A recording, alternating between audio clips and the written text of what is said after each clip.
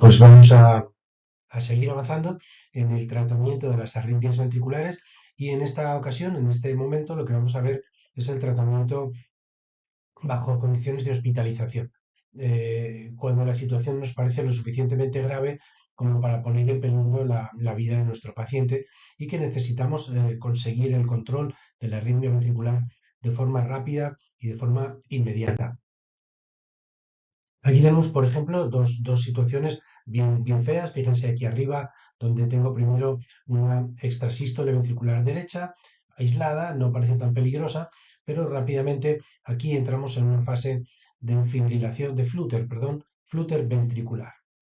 En el caso de abajo, lo que tengo es una taquicardia ventricular derecha paroxística, mientras que en el primero hay que presionar el botón del pánico arriba, eso es una forma de parada cardíaca y hay que iniciar maniobras de reanimación cardiopulmonar de forma inmediata. En el de abajo lo que tengo es una taquicardia ventricular paroxística que potencialmente responde a tratamiento médico y lo que hay que hacer es establecer un tratamiento médico. Claramente es una arritmia lo suficientemente peligrosa como para no enviarlo a casa de compre este medicamento, empiece a dárselo de esta manera y a ver qué tal va, porque las posibilidades de que nos complique la vida o le complique la vida a nuestro paciente son muy altas, de tal manera que es una de las arritmias que querríamos tratar en la clínica en condiciones de hospitalización. Aquí tengo también otro ejemplo parecido para presionar el botón de pánico. Fíjense, es un registro en un equipo de tres canales. Tengo derivación uno, la derivación 2 y la derivación 3. Fíjense la curiosidad, abriendo un paréntesis sobre el tratamiento, la curiosidad es que la derivación uno, que es la que a mí me sirve, lo que estoy viendo es una taquicardia ventricular, son complejos negativos con una T grande positivo. Taquicardia ventricular izquierda. Pero fíjense que en la derivación uno y la 3 en este caso, estoy viendo una taquicardia ventricular, entre comillas, una taquicardia ventricular derecha, porque son complejos positivos. De tal manera que el diagnóstico no se hace ni en la 1 ni en la 3, se hace en la 2, pero fíjense la curiosidad que en este caso las polaridades están cambiadas. En cualquier caso, sean positivos o negativos, es una taquicardia ventricular continua, es una taquicardia ventricular muy rápida y de nuevo no es un paciente en el que pienses vamos a prescribir estos medicamentos y que compren estos comprimidos y que se los den en casa porque es muy fácil que la taquicardia o que la arritmia ventricular acabe con la vida de tu paciente antes de que tenga posibilidad de hacer efecto cualquier tratamiento médico. Es un paciente que te quieres quedar en la clínica, que quieres hospitalizarlo, que quieres monitorizarlo y en el cual quieres hacer un control antiarrítmico intravenoso. Aquí ni siquiera probablemente sea tanto, es una forma, una situación en la que se va a producir, o probablemente se va a producir una parada cardíaca de forma muy rápida. Tengo un registro electrocardiográfico con dos canales, en derivación uno arriba, en derivación 2 abajo, y fíjense que la 2 vengo de una taquicardia ventricular paroxística porque termina. Aquí hay un ciclo sinusal. Esta ya es una taquicardia ventricular, prácticamente es un flúter ventricular. Ya no es ordenado y ya ni siquiera veo bien las ondas. Aquí hay una onda P, la pobre intenta tomar el mando sinusal de nuevo, nadie le hace caso. Y aquí sí que esto es taquicardia ventricular izquierda paroxística. Un poco ven que todavía guarda cierta morfología y cierto orden en las ondas, que esto se ha perdido en el ciclo anterior o en la fase anterior. Después tengo un ciclo sinusal y vuelvo a entrar en un flúter ventricular. Esto de nuevo es el botón del pánico y vamos a iniciar maniobras de reanimación cardiopulmonar. No hace falta hacer masaje cardíaco si no es esa la situación, pero claramente monitores, quirófano, oxígeno, vamos a colocar el electrocardiógrafo, vamos a tener una vía venosa periférica y un tratamiento inmediato de urgencias con la vigilancia constante sobre la posibilidad de que este flúter ventricular se mantenga un cierto periodo de tiempo o se mantuviera un cierto periodo de tiempo y produjese o se acompañase de una parada cardíaca. Las arritmias ventriculares, aunque la frontera exacta entre cuáles son de tratamiento ambulatorio, pueden ser de tratamiento ambulatorio y cuáles deben ser de tratamiento intensivo en la clínica, es una frontera variable, va a depender un poco de cada paciente y de cada situación. Pero en principio, las extrasístoles aisladas, simples, incluso si son relativamente frecuentes, incluso si ocasionalmente aparece alguna pareja de estas sístoles, digamos que aquí tenemos la capacidad o la posibilidad de pensar en la posibilidad de un tratamiento ambulatorio. En el momento que aparecen tríos, mal llamados tríos, taquicardias ventriculares paroxísticas, taquicardias ventriculares continuas, ritmos ventriculares, fenómeno de RNT, flutter, etcétera, la situación ya no es manejable fuera de la clínica, es una situación de cuidados intensivos, de hacerlo en la clínica con el paciente hospitalizado por vía intravenosa. Las últimas tres formas de arritmias ventriculares, flutter ventricular, fibrilación ventricular y asistolia, quedan fuera de la posibilidad de respuesta al tratamiento médico. Es un punto de no retorno al tratamiento médico. Se puede intentar con unas posibilidades muy limitadas de éxito, pero son situaciones, por supuesto, se acompañan de parada cardíaca y son arritmias en las cuales la única posibilidad que podríamos ofrecer a nuestro paciente es una desfibrilación eléctrica. ¿Cuál es el tratamiento que vamos a utilizar, que podemos utilizar como tratamiento intravenoso en urgencias para controlar arritmias ventriculares? Como hemos hecho con los tratamientos ambulatorios, yo les voy a poner un poco el menú, las distintas posibilidades y las vamos a comentar todas y cada una de ellas. El propranolol como un beta bloqueante, habíamos hablado del atenolol, si recuerdan, en tratamiento ambulatorio. El asunto es que no hay atenolol inyectable, de tal manera que si yo quiero un beta bloqueante inyectable, la única opción que tengo para utilizar es el propranolol. O sea, no cambio de beta bloqueante, sino que es la única opción que me dejan en una forma inyectable intravenosa.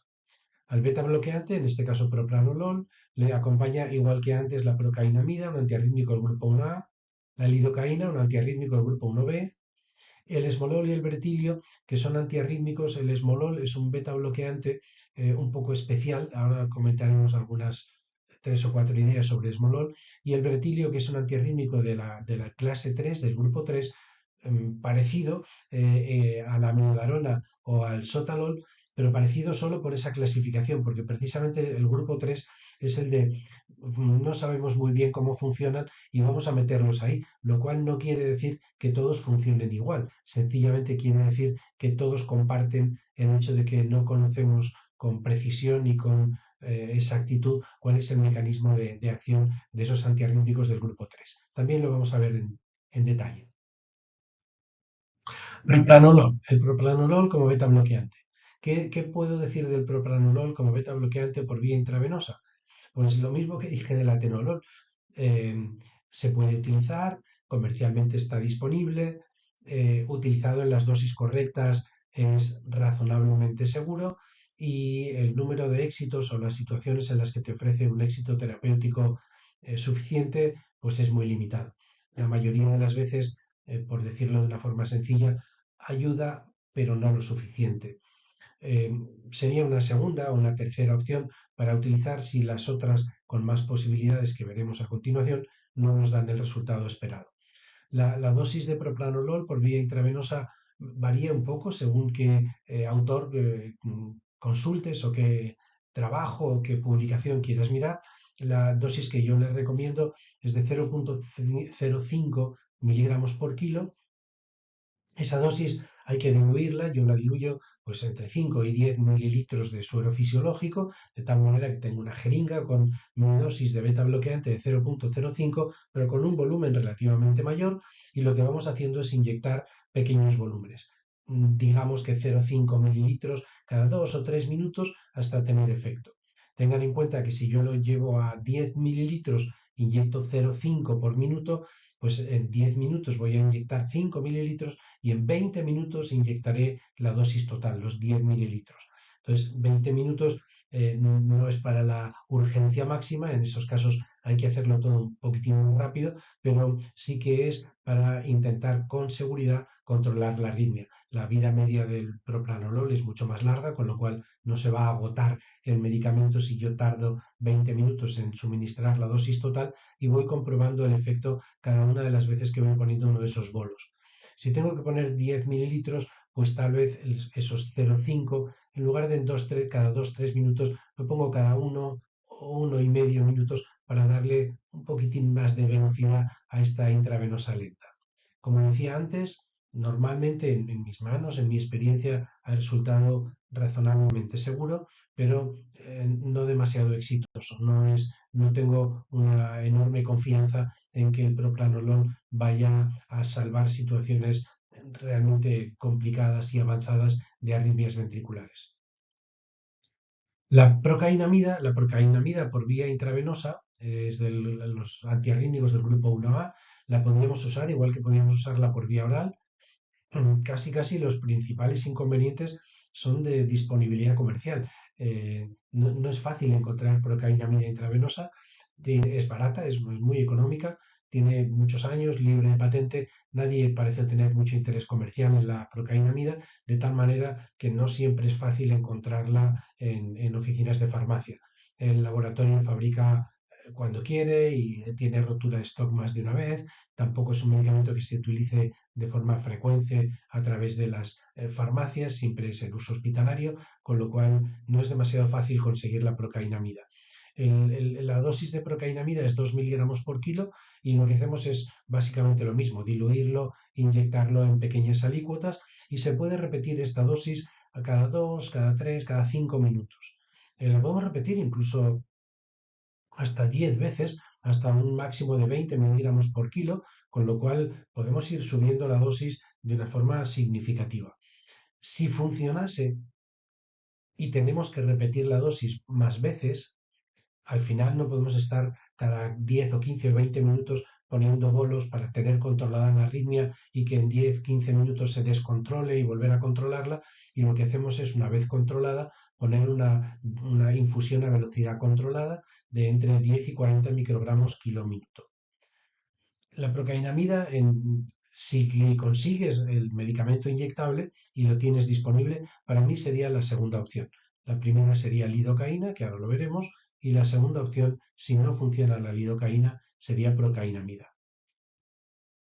El esmolol, que lo he nombrado antes, es un beta bloqueante, es un antiarrítmico, el grupo 2, que son los beta bloqueantes.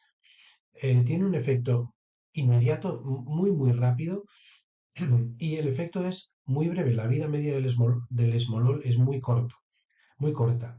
Entonces, ¿qué ocurre? Que yo lo que tengo que hacer es calcular la dosis 0,25 para perros muy grandes, 0,5 para perros más pequeños, de menor tamaño, por kilo siempre, y esto hay que ponerlo en un bolo entre 1 y 2 minutos. Inmediatamente, conforme pongo el bolo, sobre todo si funciona, claro, tengo que instaurar una perfusión a velocidad controlada. Si no, en 2 o en 3 minutos lo que funcionó va a dejar de funcionar y entonces tengo que repetir el bolo. La perfusión a velocidad controlada, no sé a qué dosis la tengo que poner porque varía con cada paciente. Entonces yo lo que tengo que hacer es, la dosis va a variar entre 10 y 200 microgramos kilo minuto, es 20 veces más alta la dosis máxima que la mínima, con lo cual inyectamos 0,25 por kilo en perros grandes, 0,5 por kilo en perros pequeños, inmediatamente CRI de 10 microgramos por kilo por minuto.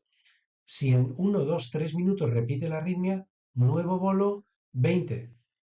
Si en 2, 3 minutos repite la arritmia, nuevo bolo 30. La arritmia no la puedo controlar con el CRI, la controlo con los bolos. El bolo intravenoso me controla la arritmia y el CRI, la perfusión a velocidad controlada, mantiene el control. Y como no sé la dosis, tengo que ir subiendo. Y las dosis más bajas probablemente no sean suficientes y van a necesitar repetición de estos bolos intravenosos. Entonces, puede ser un poco estresante, pero hay que estar pendiente del paciente porque el efecto dura 1, 2, 3 minutos. De tal manera que a los 2 o 3 minutos se puede repetir la arritmia y aunque yo tenga la velocidad, la perfusión a velocidad controlada, tengo que poner otro bolo y entonces espero y en 1, 2, en 3 minutos se puede repetir, subo la perfusión, pero tengo que poner otro bolo y en 1 o 2 minutos subo la perfusión, pero pongo otro bolo y se repite hasta que deja de repetirse. El inconveniente del esmolol, aparte de este manejo un poco estresante, que a veces se va prolongando un poco más de la cuenta, el inconveniente es que no hay disponibilidad comercial. El esmolol es un medicamento para utilizar en la UCI, en personas, en cuidados intensivos, en unidad de vigilancia intensiva, unidad de cuidados intensivos. Entonces, no tiene un circuito comercial fuera de los hospitales. El productor de esmolol lo que hace es fabricar prácticamente bajo pedido de tantas cajas para este hospital, para este, para este, para este, para este, ¡pam! Y se la envía directamente del fabricante a la farmacia hospitalaria. Entonces, la única forma de conseguir esmolol es que conozcas a alguien en un hospital y que te consiga esmolol. No es especialmente caro, no consiste en que tenga un coste económico desorbitado ni nada parecido. Sencillamente es que comercialmente no está disponible. De tal manera que es muy difícil tener siempre disponible esmolol no caducado y poder utilizarlo en tus pacientes y hacerlo de forma regular y sistemática. Nadie tenemos ni siquiera mucha experiencia con esmolol porque cuando consigues esmolol tienes o para que se caduque sin usar, das gracias por no necesitarlo porque no se te ha presentado una situación tan urgente, o bien para utilizarlo tal vez en uno o en dos pacientes, pero no lo tienes para darle continuidad y decir, mire, yo es que ya después de tratar 50 pacientes con esmolol puedo contarle esto y esto y esto del producto porque tiene una disponibilidad comercial realmente imposible para veterinarios. Repito, o repitan exactamente lo mismo para un benetilio. Por supuesto, no es un beta bloqueante, no, es un antiarrítmico. No es del grupo 2, no, es del grupo 3. No se sabe muy bien cómo funciona, pero en el bretilio ocurre exactamente lo mismo. El bretilio tiene una vida muy corta, de tal manera que son bolos CRI, si no bolo CRI, bolo CRI, bolo CRI, hasta que lo tenemos controlado. Pero el inconveniente que tiene el bretilio es el mismo que tenía el anterior. Eh, el problema es que no se comercializa fuera del circuito fabricante-hospital. De tal manera que no puedes conseguir esmolol en una farmacia, en una distribuidora de farmacia, y no puedes conseguir Bretilium en una farmacia o en una distribuidora de farmacia. Bueno, es que mm, tal amigo, tal contacto de tal hospital me consigue Bretilium o esmolol. Bueno, bien, no es un coste tremendo en ninguno de los dos medicamentos, pero el inconveniente es me lo puede conseguir siempre. O sea, siempre voy a tener la posibilidad de disponer en la clínica de 3 envases de esmolol o 3 envases de bretilio no caducados para usar en pacientes de urgencias. Sí, sí, lo vas a conseguir siempre. Bueno, pues al cabo de un cierto tiempo tendrás una experiencia que comentar con todos de 20 o de 30 o de 50 de los pacientes que sea que hayas podido manejar con uno de los dos tratamientos. Si no es así, pues yo he tenido bretilio y esmolol en la clínica de forma ocasional. En alguna ocasión lo he tenido que tirar caducado, ya esto está caducado, no funciona o no lo puedo utilizar. Bien, no ha habido ocasión de utilizarlo, mejor que sea así. Y en otras ocasiones que lo he podido utilizar, no se van sumando. Al final lo has podido utilizar en un paciente una vez, en dos otra vez, luego en uno, y no vas acumulando una experiencia clínica que realmente te diga si esta es una solución buena o no lo es. Ahora está un poco en auge el tratamiento con amiodarona para estas urgencias de arritmias ventriculares. Es otro antiarrítmico del grupo 3, no funciona igual que el bretilio. La amiodarona sí que es más fácil de conseguir por vía intravenosa, perdón, como forma de presentación para uso intravenoso. Sí que se puede conseguir en farmacias, en distribuidoras, con un poco más de facilidad. No es solamente el canal fabricante gran hospital, sino que sí que hay posibilidad de hacer un acceso paralelo a la amiodarona. No es especialmente cara tampoco. Eh, yo no tengo experiencia con su uso en arritmias ventriculares porque no es mi primera elección, la primera es la lidocaína y entonces si la lidocaína no funciona, o bien propranolol o bien amiodarona. Lo que ocurre con la amiodarona es que sin demasiados estudios de ningún tipo y sin demasiada experiencia clínica de nadie, está un poco más de moda porque está incluida en parte del protocolo RECOVER de reanimación cardiopulmonar.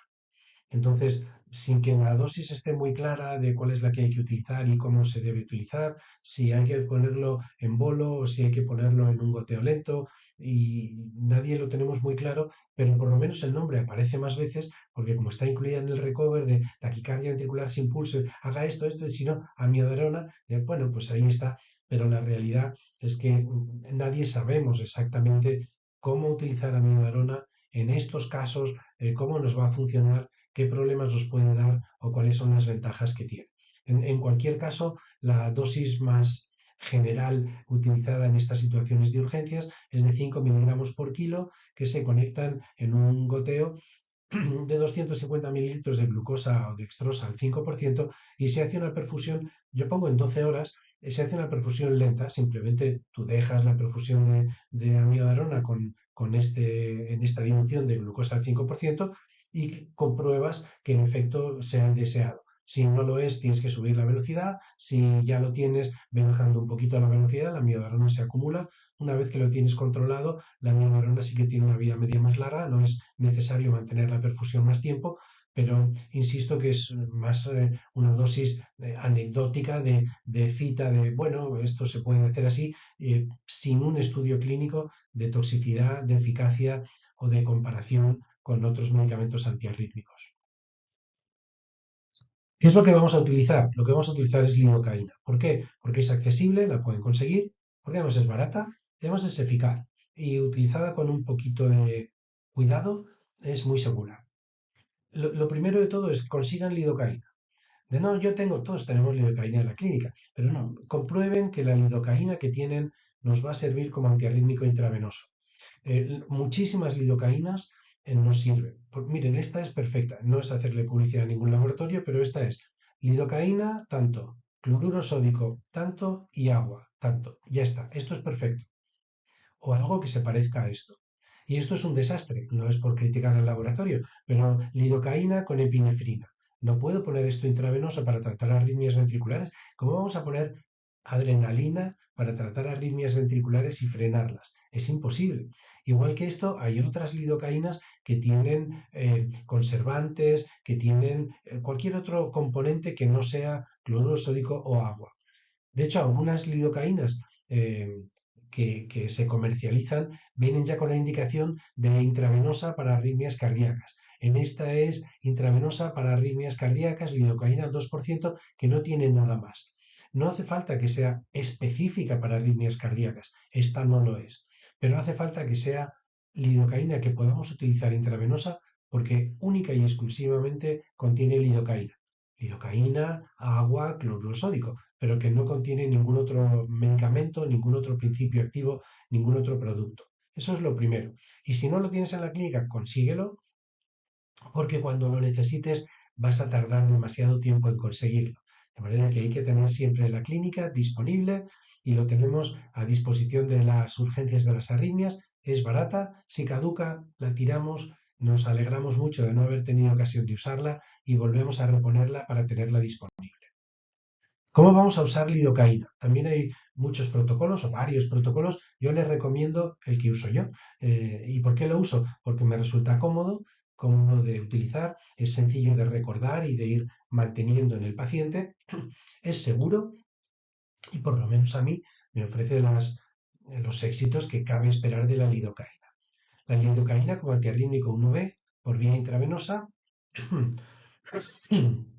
lo vamos a utilizar con el protocolo 2222. ¿Qué quiere decir 2222? 2 miligramos por kilo que lo inyecto entre 1 y 2 minutos por vía intravenosa. Espero 1 o 2 minutos, ya tengo el efecto. Ya está. No tengo efecto, repito. 2 miligramos por kilo por vía intravenosa en 1 o 2 minutos, espero 1 o 2 minutos. ¿Tengo el efecto? Ya está. No lo tengo, repito. Y puedo repetir 4 veces. Esto me suma 2, 4, 6, 8 miligramos por kilo de lidocaína. Eso es una dosis un poco alta de lidocaína. Más de 4 o 5 miligramos por kilo es una dosis que consideramos alta.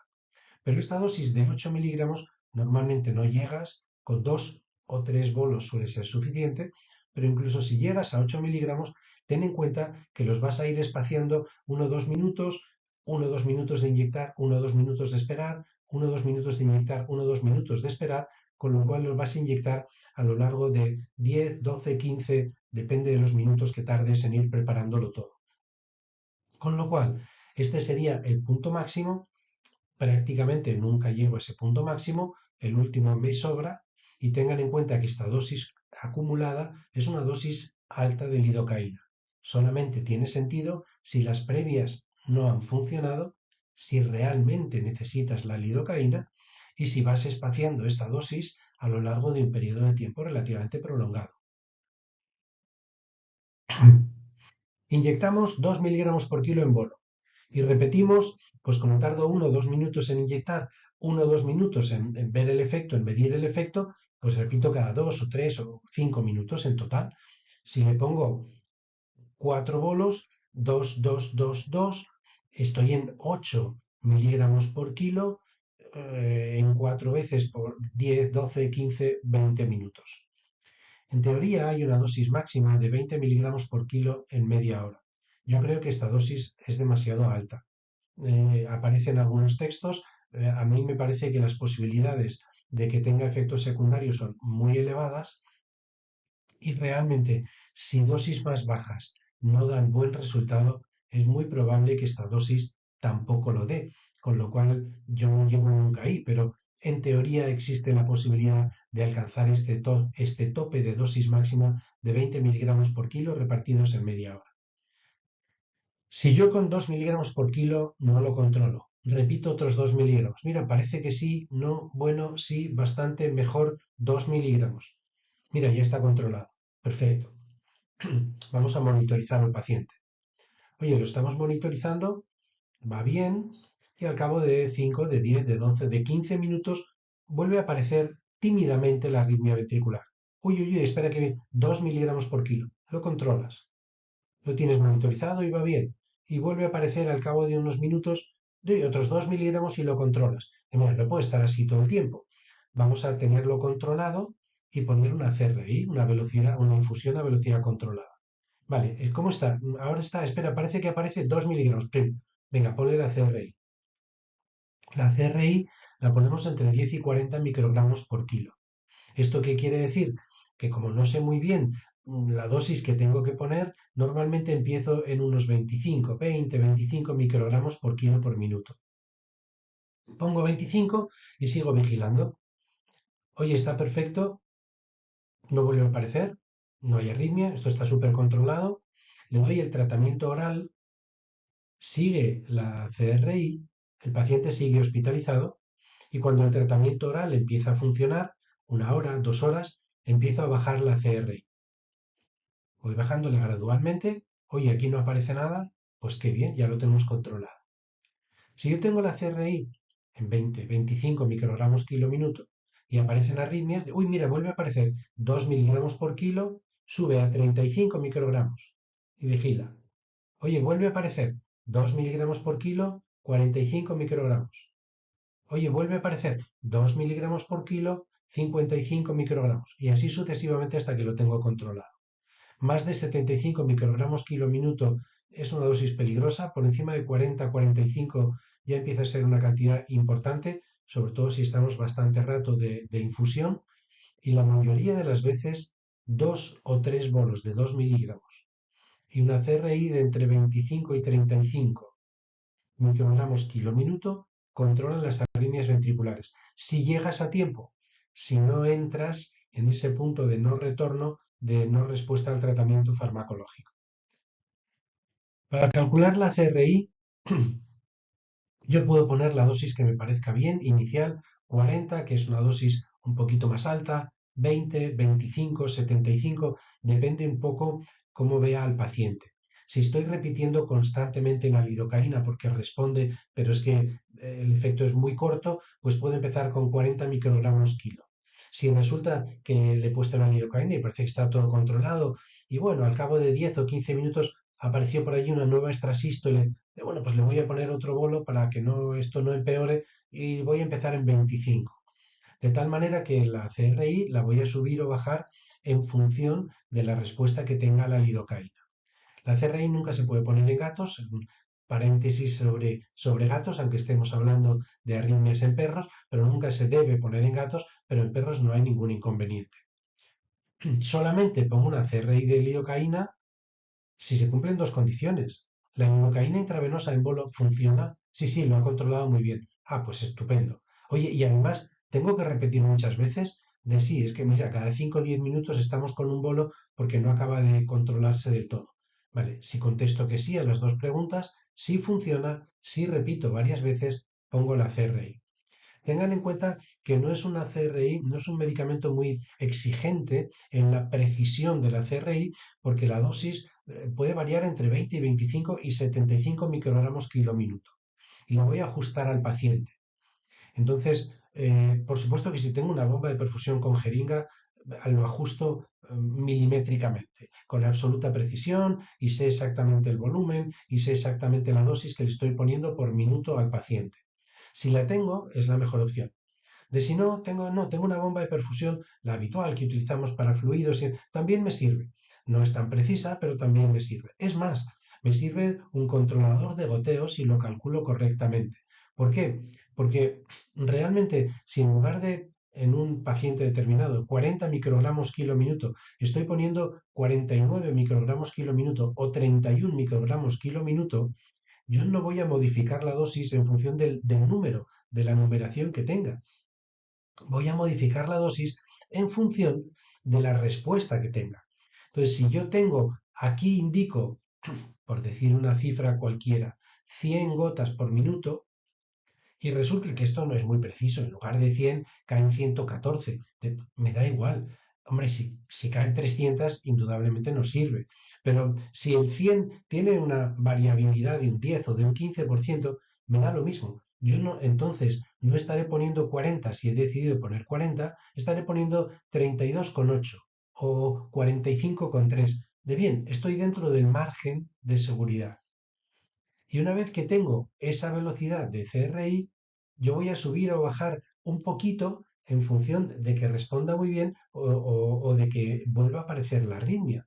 De tal manera que sin poder hacerlo en el goteo normal, porque eso no tiene demasiada precisión, incluso con un contador de gotas, incluso con un controlador de goteo de un solo uso, de plástico, más económicos, puede utilizar una CRI de lidocaína con una seguridad razonable, porque como tengo un amplio margen de dosis a utilizar y la dosis no la empiezo calculando por kilos, pero no lo voy a calcular por peso al final, sino que va a ser una dosis ajustada según efecto, pues con tal de tener un cierto control sobre la CRI me sirve. No necesito obligatoriamente una bomba de precisión. La lidocaína tiene sus riesgos. Cuando yo estoy inyectando lidocaína demasiado rápido o demasiada lidocaína, o no la está eliminando por la razón que sea correctamente. Empezamos con que el paciente se pone un poco nervioso, un poco inquieto, está incómodo.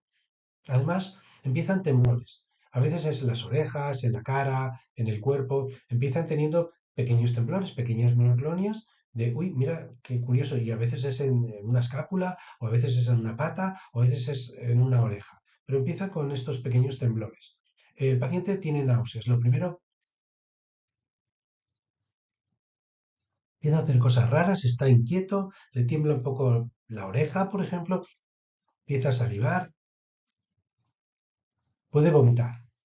Además, si seguimos, los temblores se hacen más severos, claramente son más severos, y la arritmia probablemente la controlas, pero la frecuencia cardíaca va bajando y la tienes mucho más baja que inicialmente.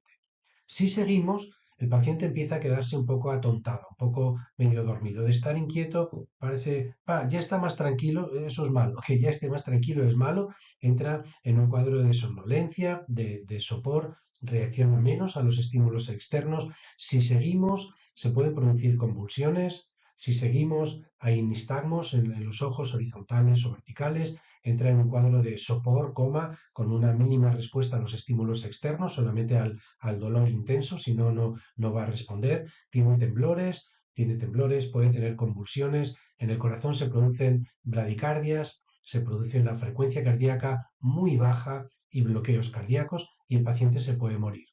La realidad es que aquí lo que ocurre es que has insistido con una CRI o con unos bonos de lidocaína incorrectos. Que el paciente se ponga un poco nervioso, que tenga temblores o que presente náuseas puede ocurrir en el fragor de la batalla, con el estrés, el cálculo, pero ya está. Si estás con lidocaína en un paciente y te está apareciendo esta primera señal de alerta, no pongas más lidocaína. No sé qué ha ocurrido. Has calculado mal la dosis, la concentración no es la correcta, cambiaron el medicamento, lo has puesto muy deprisa, algo pasa. Pero si se te enciende esta primera alerta, no sigas. Si se te enciende la segunda, no sigas. Si se te enciende la tercera, lo estás haciendo muy mal y es culpa tuya, es responsabilidad tuya el inconveniente o los efectos secundarios de la lidocaína. De tal manera que son muy fáciles de controlar porque los evitas a partir de que se encienden las primeras alarmas. Si no se encienden esas alarmas o si cuando se encienden dejas de poner lidocaína, la lidocaína es un medicamento seguro y con muchas posibilidades de éxito por vía intravenosa en arritmias ventriculares. Si no funciona la lidocaína, si no funciona la lidocaína es un problema. Hay varias alternativas de medicina humana. En medicina humana se usa con frecuencia adenosina o sulfato de magnesio para controlar arritmias ventriculares. No hay estudios, no hay trabajos, no hay propuestas de uso, no hay dosis razonables calculadas o conocidas, estudiadas de adenosina o de sulfato magnésico en el perro. Tenemos como opciones, y con las complicaciones que hemos visto antes, el esmolol y el bretilio. De modo, yo pongo lidocaína, si la lidocaína no funciona, esmolol. No, voy a empezar con esmolol que tengo. No, aunque tengas, empieza con lidocaína, que es más fácil de manejar y tiene más posibilidades de éxito. El esmolol es la segunda, o el bretilio, la segunda o la tercera opción, pero siempre empezamos con lidocaína. Vale, adenosina y sulfato de magnesio no sabemos, esmolol y bretilio no están comercializados, no tengo en la clínica porque no lo he conseguido. ¿Cuál es la siguiente opción? Procainamida. La procainamida inyectable intravenosa sería la segunda opción detrás de la lidocaína. ¿Tengo más opciones? Bueno, hemos dicho que el propranolol como beta bloqueante lo podría utilizar. Las posibilidades de éxito me parece que son más limitadas, pero sería una opción. Y la última de todas, un poco en una situación heroica y desesperada, sería recurrir a la miodarona, que no es que yo tenga más o menos experiencia, que no la tengo, sino que no la hay. Nadie tiene esa experiencia con la miodarona en arritmias ventriculares graves para poder comentarnos a todos si funciona bien, mal, regular, mejor que la lidocaína, si es más segura, cuáles son los efectos secundarios en dosis intravenosas. Nadie lo sabemos. Pero claro, si la lidocaína no funciona, no tengo esmolol o metilio y el paciente lo tengo con una arritmia ventricular grave, hombre, no voy a dejar que se mueva sin intentarlo, con lo cual utilizaré amiodarona. Como les decía, hay varias recomendaciones muy dispares de dosis de amiodarona. En principio, 5 microgramos kilo intravenoso es la dosis que vamos a utilizar.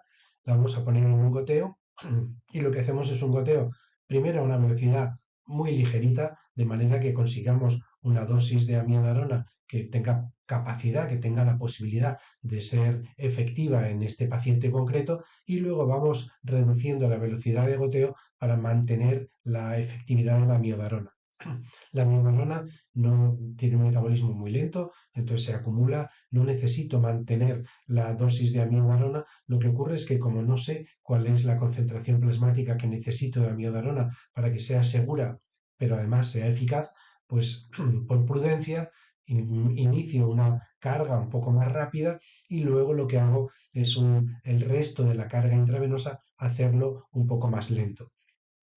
La misma dosis en bolo intravenoso es la que se recomienda en esas situaciones heroicas de reanimación cardiopulmonar sin que nadie tengamos mucha evidencia de si realmente mejora la respuesta, mejora la situación y si es razonablemente segura. Con esto hemos visto los tratamientos. En el siguiente vídeo les voy a contar algo sobre desfibrilación eléctrica. Vamos hacia la desfibrilación eléctrica, semiautomática y automática, cuándo, cómo y sobre todo por qué utilizarla. Muchas gracias.